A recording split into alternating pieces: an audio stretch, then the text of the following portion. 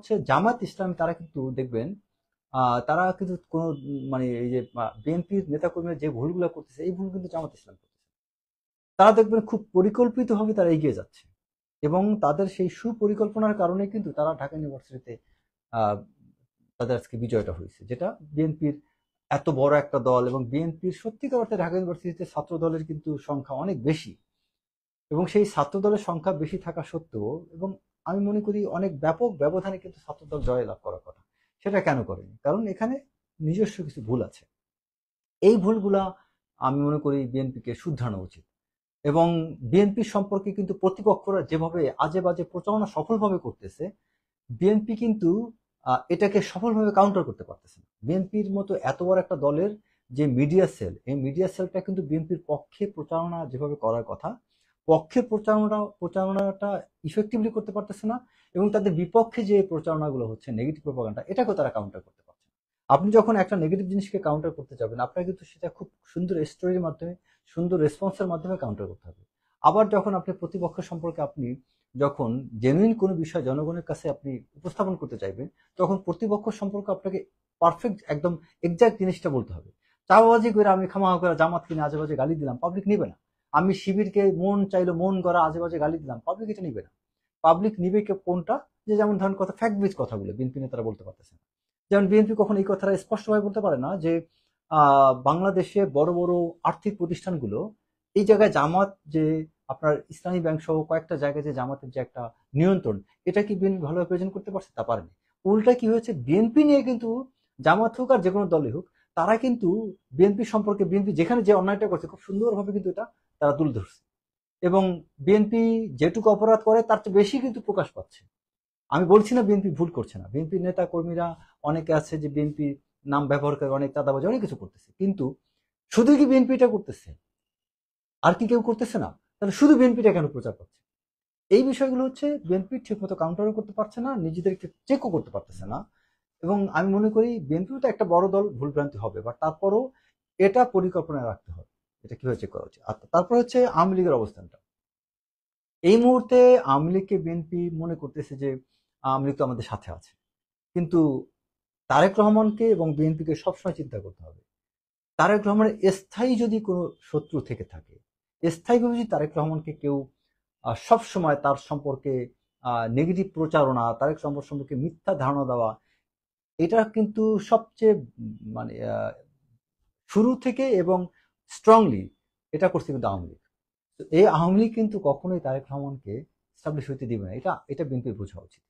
কারণ তারেক রহমানকে নিয়ে আওয়ামী লীগ এই পরিকল্পিতভাবে তার যে ইমেজটাকে আম, নষ্ট করার জন্য তার যে প্রচেষ্টা, এটা কিন্তু সেই 2001-এরও আগের থেকে, এবং ওই জিনিসটাতে কিন্তু আওয়ামী লীগ সফল হয়েছে অনেকটা।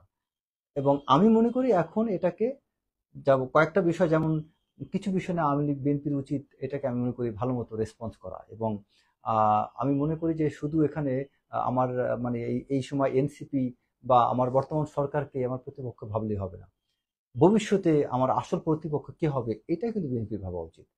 এবং বিএনপির এই মুহূর্তে আমি মনে করি বাকি যারা তাদের দুর্দিনে যেসব দলগুলো ছিল, সেই দলগুলো আবার যে তার এখন আপনজন থাকবে, তারা যে ভবিষ্যতে অনেক বড় প্রতিপক্ষ হবে না, এটা কিন্তু তাদের ভাবা ঠিক না। কারণ জামাত এখন বিএনপির জন্য অনেক বড় একটা প্রতিপক্ষ। যদি আওয়ামী লীগ নির্বাচনে না যায়, তাহলে জামাত কিন্তু সিস্টেমেটিক ওয়েতে আওয়ামী লীগ করছে হার্ড লাইনে বা হার্ড পাওয়ার দিয়ে বিএনপিকে দমন করছে, কিন্তু জামাত করবে হার্ড পাওয়ার দিয়ে না, সফট পাওয়ার দিয়ে। জামাতের সেই সফট পাওয়ার কি? যেমন ধরেন মিডিয়ার ব্যবহার, খুব সূক্ষ্মভাবে প্রচারণা, বিএনপির সম্পর্কে বিভিন্ন নেগেটিভ বিষয়গুলো খুব সুন্দরভাবে জনগণের কাছে তুলে ধরা, এবং বিএনপি নেতাদেরকে, খুব গুরুত্বপূর্ণ ব্যক্তিগুলোকে খুব ট্যাক্টফুলি তাদেরকে অ্যাটাক করা, বিএনপির এমন কিছু জায়গা উপস্থাপন করা যে জিনিসগুলো করলে বিএনপি মারাত্মকভাবে তাদের দলীয় ইমেজ সংকটে পড়বে, এরকম ভাবে কাজগুলো কিন্তু জামাত করতেছে। আর আওয়ামী লীগ কি করতে? সরাসরি অ্যাটাক, অমুককে অ্যারেস্ট করো, অমুকের উপর হামলা করো, অমুককে পিটাও।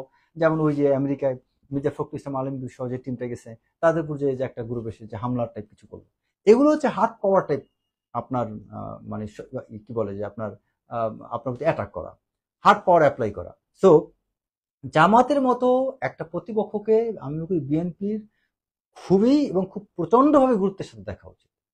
কারণ জামাতের সফট পাওয়ার পলিসিটা এটা বিএনপি বুঝতেই পারতেছে না। জামাত যে কতটা সফট পাওয়ার ইফেক্টিভলি, জামাতের সফট পাওয়ারটা যে বিএনপিকে একদম ক্ষয় করে দিচ্ছে, এটা কিন্তু বিএনপি মনে হয় অনেকে ধরতে পারতেছে না।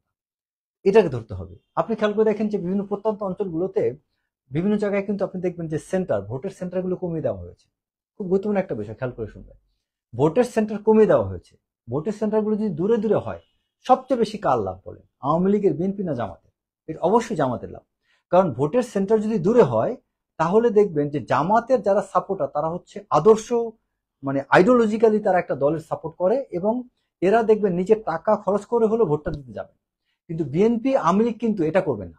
তার ভালো লাগলে বাসা থেকে বের হয়ে বাতাস খেতে খেতে যায় ভোটটা দিয়ে আসবেন, ভালো না লাগলে তিনি যাবেন। আওয়ামী লীগের ক্ষেত্রেও তাই, ভালো লাগলে যাবেন, ভালো না লাগলে যাবেন না। বিএনপির ক্ষেত্রেও তাই, ভালো লাগলে যাবেন, ভালো না লাগলে যাবেন না। কিন্তু জামাতের ব্যাপার তা না, সে তার কমিটমেন্টটাকে ফলো করবে। জামাত চিন্তা করবে আমার আজকে আমার অমুক ব্যক্তি দাঁড়াইছে, আমার এখানে ভোটটা দিতে যেতেই হবে। সে ভাড়া দিয়ে হলো ভোট সেন্টার যত দূরেই হোক সে ভোটটা দিতে যাবে। তো যখন ভোট সেন্টারগুলো কমে যাবে এবং ভোট সেন্টারগুলো যখন দূরত্ব থাকবে, তখন কিন্তু দেখবেন জামাতের ভোট বাড়বে, বিএনপি এবং আওয়ামী লীগের ভোটটা ডিমিনিশিং হতে থাকবে, কমতে থাকবে। কারণ কি, বিএনপি আওয়ামী লীগের নেতাকর্মীরা জামাতের কর্মীর মতো এত ডেডিকেটেড না। যেটা জামাতের কর্মীদের আমরা যে ডেডিকেশনটা দেখি, যেমন ধরেন ঢাকা বিশ্ববিদ্যালয়ের ক্ষেত্রে শিবিরের কর্মীরা ডেডিকেটেডলি কাজ করছে, তারা কমিটেড ছিল, তারা পরস্পরের প্রতি নিজের পকেটের টাকা খরচ করে হলেও তারা কমিটমেন্ট নিয়ে কাজ করছে। আর বিএনপি বা ছাত্রদল বা ছাত্রলীগ এরা কিন্তু কমিটমেন্ট নিয়ে কাজ করে। এদের অধিকাংশ কাজ টাকার উপর করতে হয়, অথবা আপনাকে কন্টিনিউয়াসলি লেগে থাকতে হবে, তাহলে দেখবেন আপনি কাজের রেজাল্টটা পাচ্ছেন। তো আমি মনে করি বাংলাদেশে এই মুহূর্তে আমরা অ্যাপারেন্টলি যে বিষয়গুলো দেখতেছি, এর বাইরেও বিহাইন্ড দ্য সিন অনেক কিছু বিএনপি দেখা উচিত। সেটা দেখেই বিএনপিকে সামনে আগানো উচিত। এবং বিএনপি যদি এই বিষয়গুলো খেয়াল না করে, ভবিষ্যতে অনেক বড় একটা হুমকি আসবে। এবং সামনে নির্বাচন হলেই শুধু যে বিএনপি ক্ষমতায় আসবে, আমি মনে করি না। কারণ সামনে নির্বাচনটা যদি নিরপেক্ষভাবে হয়, ভোটের পরিবেশ থাকে, সেক্ষেত্রে অনেক বড় ধরনের একটা ধাক্কা বিএনপি খেতে পারে। তার কারণ হচ্ছে বিএনপির এই নমিনেশনের ক্ষেত্রে গণতন্ত্রের অনেক বড় ঘাটতি আছে। কারণ বিএনপির অনেক নেতা আছে, কিছু কিছু নেতা আছে ওই এলাকায় জনপ্রিয় না, বা তার ওখানে ক্যাডার আছে, সন্ত্রাসী গোষ্ঠী আছে। সে ওই টাকা পয়সার, আওয়ামী লীগের টাকা হোক, যে করে হোক, তার হাতে আসছে, এবং ওই ওই চাঁদাবাজ নিজে চাঁদাবাজ হয়ে টাকা হাতে নিছে, ওই চাঁদার টাকা দিয়ে আবার সে আওয়ামী লীগের কিছু ক্যাডার ওখানে ইনফিলট্রেট করতে, সেটারও পায়নি। যখন নির্বাচন কাছাকাছি আসবে, ওই ব্যক্তিকে তো কেউ ভোট দিবে না, তখন ওখানে জামাতের কেউ বা স্বতন্ত্র কেউ দাঁড়িয়ে গেলে সে নির্বাচিত হয়ে যাবে। কারণটা কি?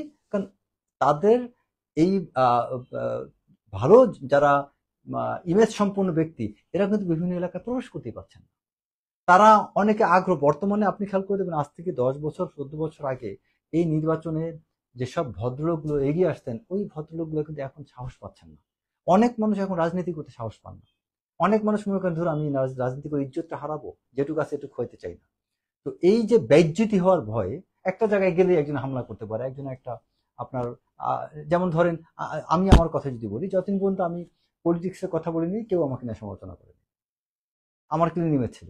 বাট যখন এই 5ই আগস্টের পরে দেখেন, 5ই আগস্টের পূর্ব পর্যন্ত আওয়ামী লীগও কিন্তু আমাকে চরিত্র হনন করতে পারেনি, আজে বাজে কোনো কথাই করতে পারেনি।